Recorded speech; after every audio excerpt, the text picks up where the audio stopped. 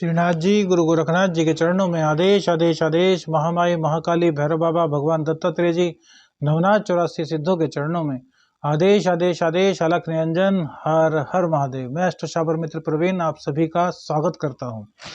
आज बात करेंगे 9 जनवरी के कन्या राशि फल की। मंगलवार का दिन है, तो सिया राम, सीता माता, हनुमान जी, श्री राम भगवान प्रभु के चरणों में नमन करते हुए आज के दिन की शुरुआत करेंगे। पोष कृष्ण पक्ष की मासिक शिवरात्रि है, त्रियोदशी तिथि है, मासिक शिवरात्रि आज है। आज शिव भगवान का आपको दूध से अभिषेक अवश्य करना चाहिए। आज सूर्योदय का जो समय है वो सुबह को 7:15 पर होगा, जबकि सूर्यास्त शाम को 5:41 पर होगा। विक्रमी संवत 2080 में अभिजीत मुहूर्त का समय आज 12:07 से 12:49 तक रहेगा। राहु काल 3:04 से 4:22 तक रहेगा। दिशा शूल उत्तर की रहेगी। यह राशिफल आपकी चंद्र राशि के आधार पर है। यदि आप अपनी चंद्र राशि नहीं जानते तो नाम राशि के आधार पर इस राशिफल को देख सकते हैं। अब बात करते हैं आज के कन्या राशिफल की। आपके राशि में केतु देव विराजमान रहेंगे। शुक्र और चंद्र आपके 3rd हाउस में विराजमान रहेंगे। सूर्य मंगल बुध 4th स्थान में, शनिदेव 6ष्टम में, राहु 7म में, बृहस्पति 8म में आपके विराजमान रहेंगे। चंद्रदेव जो आज गोचर करेंगे वो बुध के नक्षत्र से करेंगे। बुध देवता फिलहाल 0 डिग्री पर हैं और चंद्रदेव की गति भी काफी अधिक बढ़ चुकी है। सुबह के समय ये लगभग 21 डिग्री के आसपास रहेंगे। तो इसी के आधार पर आपका राशिफल तैयार किया है। देखिए स्थिति आज भी वही है। पहले तो सबसे पहले वो लोग कमेंट्स करके बताइए जिनके जीवन में जो हमने बताया था वो स्थिति आई और आते आते निकल गई। थोड़ा जरूर बताइए जिससे कि हमारा भी मनोबल बढ़े और हम कह सके कि हाँ जो अध्ययन करते हैं वो सत्य है। अब दूसरी बात, आज चंद्रदेव शुक्र के साथ ही नीच के शुक्रदेव आपके 3य भाव में विराजमान रहेंगे। तो इनकम को तो लेकर के आज भी आपकी कोई ज़्यादा दिक्कत नहीं होने वाली। हाँ, इनकम में थोड़ा सा आपका अप एंड डाउन चल सकता है कि बाद में पैसे आ जाएं, कल पैसे आ जाएं। अर्निंग आपकी जो हो उसमें थोड़ी सी मानसिक परेशानी आपकी हो सकती है, लेकिन ज़्यादा कोई दिक्कत वाली बात नहीं है। क्यों? क्योंकि चंद्रदेव का नक्षत्र चंद्रदेव जो है वो बुध के नक्षत्र से गोचर करेंगे। बुधदेव आपके लग्नेश भी हैं और दशमेश भी हैं। ये आपके व्यापार को भी बढ़ाएंगे, आपकी योग्यता को भी बढ़ाएंगे, आपके व्यक्तित्व को भी बढ़ाएंगे। हर तरीके से बुधदेव आपको सपोर्ट करेंगे और सूर्य के साथ बैठे हुए हैं। तो बुधादित्य योग का निर्माण 4th स्थान में होना बहुत ही कल्याणकारी माना जाता है। इसमें किसी भी तरह की कोई घबराने की बात नहीं। लेकिन हाँ, घबराना कहाँ पर है? चंद्र और शुक्र पर। कल हमने बताया था कि साम दाम दंड भेद से आपका कहीं ना कहीं कुछ नुकसान किया जा सकता है। आज बुद्धि बल के आधार पर आपको चीट किया जा सकता है। 95% महिलाएं और 85% पुरुष। बुद्धि बल कैसे? इमोशनल अत्याचार एक शब्द सुना होगा आपने, किसी फिल्म में आया था, हमने भी सुना था। हालांकि फिल्में बहुत कम देखते हैं, लेकिन कुछ वर्ड्स ऐसे होते हैं जो याद रह जाते हैं। अब ये पता नहीं किस फिल्म में आया था, लेकिन हमने देखा था। तो उसमें जिस तरह से इमोशनल अत्याचार वर्ड का यूज किया है, इसी तरीके से आपके साथ हो सकता है। आपको सिंपैथी के आधार पर, आपको इमोशंस के आधार पर, आपको बहका फुसला कर किसी न किसी तरीके से आज आपको चीट करने की संभावना गोचर के आधार पर देखी जा सकती है। कारण शुक्रदेव का नीच के चंद्रदेव के साथ होना और चंद्र का बुध के नक्षत्र से गोचर करना। बुध युवराज है, नपुंसक ग्रह भी बुध को कहा गया है, लेकिन वो युवराज है। तो उनकी जो भाव भंगिमा है वो ही मोहित करने वाली है। और आज चंद्रदेव उन्हीं के नक्षत्र से गोचर कर रहे हैं। तो आपसे भैया आज लोग तो आकर्षित होने वाले हैं, आप चाहे स्त्री हैं चाहे पुरुष। और वहीं पर आपके मन में कुछ गलत चल रहा है तो उसमें भी आज आप सफल हो सकते हैं, दूसरे को चीट कर सकते हैं। अब पुरुष के मन में स्त्री के प्रति चल रहा है तो वो भी चीट करने में आज कहीं ना कहीं कामयाब होगा। स्त्री के मन में पुरुष के प्रति को चीट करने का चल रहा है तो वो भी कामयाब हो सकते हैं। तो इसलिए हम दोनों को ही सावधान करना चाहते हैं। लेकिन हमारा फर्स्ट जो समझाने का एम है वो है स्त्रियों के प्रति। क्योंकि देखिए स्त्रियां देवी स्वरूपा होती है, मन उनका बहुत पवित्र होता है, बहक जाती है। हमने देखा है कि बहुत ऐसे केस आते हैं इसमें हमारे पास महिलाएं आती हैं और वो कहती हैं कि क्या करें मित्र जी, हम बहक गए थे। तो इस बहकने शब्द को अपनी डिक्शनरी से हटा दीजिए, अपने दिमाग का प्रयोग कीजिए। आपकी जिंदगी है, आपका जीवन है भैया।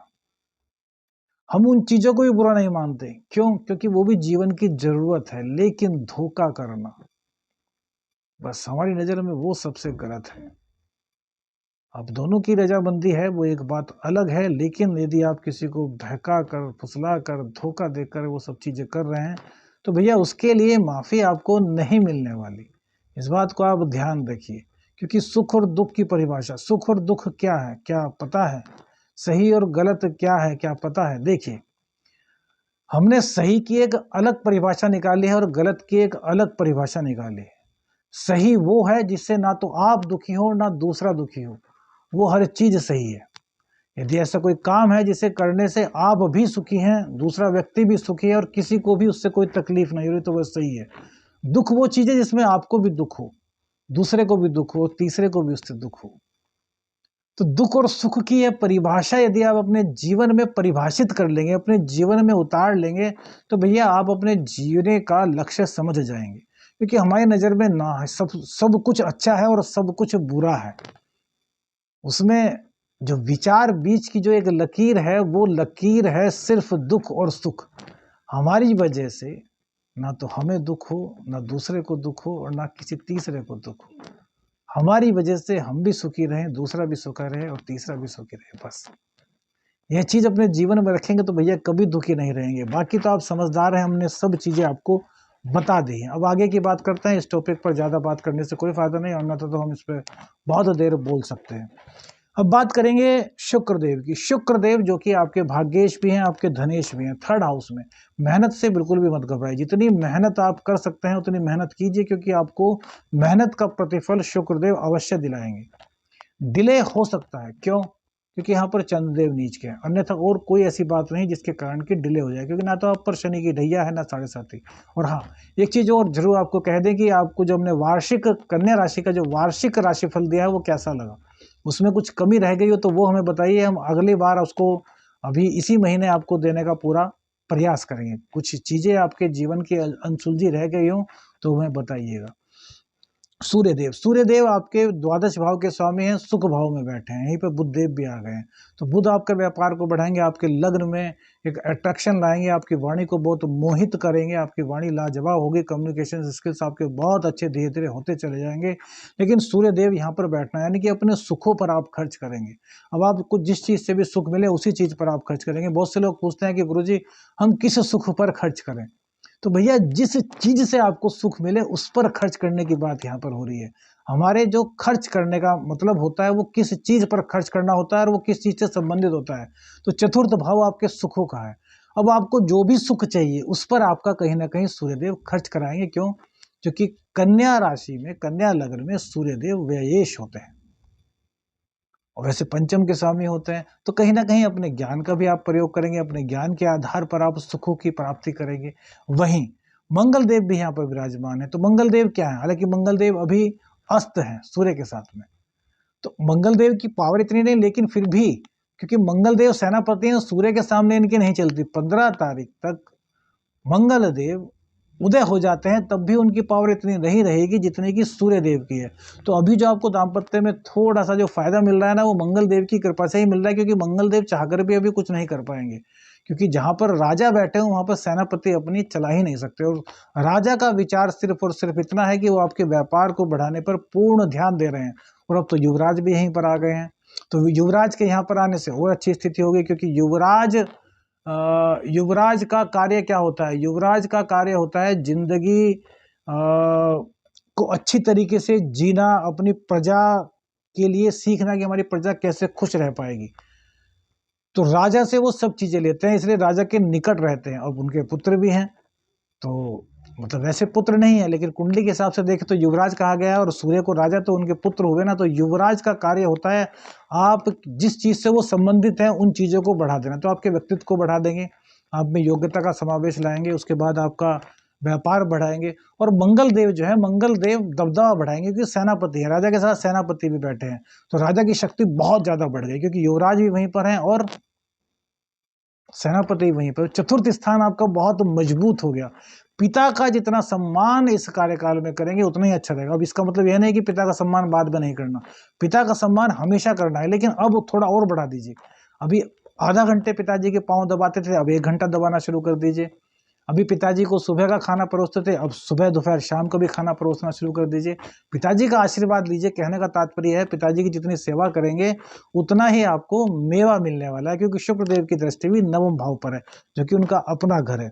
अब बात करेंगे बच्चों की, जो स्टूडेंट्स हैं, तो स्टूडेंट्स के लिए आज कुछ खास दिक्कत नहीं है, क्योंकि चंद्र का नक्षत्र बुध के चंद्रमा का गोचर बुध के नक्षत्र से है, इसलिए आपका पढ़ाई में मन लगेगा, क्योंकि आपके अंदर योग्यता बढ़ रही है, आपका मन स्थिर कहीं ना कहीं रहेगा। हालांकि थोड़ा भटकाव आएगा, लेकिन उसमें आज कोई ज़्यादा चिंता करने वाली आवश्यकता नहीं है। कॉम्पिटिटिव एग्जाम में भी आज आपके सफल होने की पूरी संभावना है, लेकिन हम कहेंगे कि जो कल का दिन गया, एक तो वो दिन और एक आज का दिन, इसमें कॉम्पिटिटिव एग्जाम अगर टाल सकते हैं तो टाल दीजिए। इसके बाद का जो दिन है उसमें दीजिए, तो उसमें चंद्रदेव की स्थिति अच्छी हो जाएगी, तो वहाँ पर आपके लिए सपोर्टेबल रहेगा। लेकिन अमावस्या योग वहाँ भी होगा, तो आगे का आपको इसलिए बता दें कि आप कभी ये सोचे कि गुरुजी आपने कहा था, एस्ट्रो साबरमती जी आपने कहा था, तो हम ये कह रहे हैं यदि आपकी तैयारी है तो आज आप दे सकते हैं। यदि आपकी तैयारी नहीं तो 2-3 दिन के लिए उसको आपको टालना ही श्रेयस्कर होगा। चंद्रदेव जब पंचम में आ जाएंगे तब आपके लिए स्थितियां और ज़्यादा सुदृढ़ हो जाएंगी।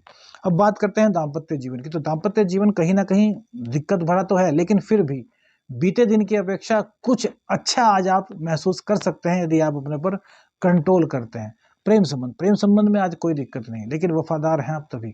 वफादार नहीं है, चीटिंग करते हैं, तो भैया एक दिन आपको भी ये सब चीज़ें भुगतनी ही होंगी, इसमें हम ही क्या कहें। बृहस्पति देव की अष्टम में स्थिति है, तो अष्टम में बृहस्पति देव सप्तमेश का अष्टम भाव में जाना, आपके चतुर्थेश का चतुर्थेश का सप्तमेश का अष्टम भाव में जाना, यदि आप साधक हैं, आप गूढ़ विद्याओं का अध्ययन करते हैं, तो उसमें आपको सफलता मिलेगी। देखिए साधक के लिए सुख अलग होते हैं और आम व्यक्ति के लिए सुख अलग। तो आम व्यक्ति का सुख तो कहीं ना कहीं थोड़ा सा दिक्कत भरा हो रहा है, लेकिन जो साधक हैं उनको पूर्ण सुखों की प्राप्ति यहाँ पर हो रही है। आदेश आदेश अलख निरंजन, हर हर महादेव।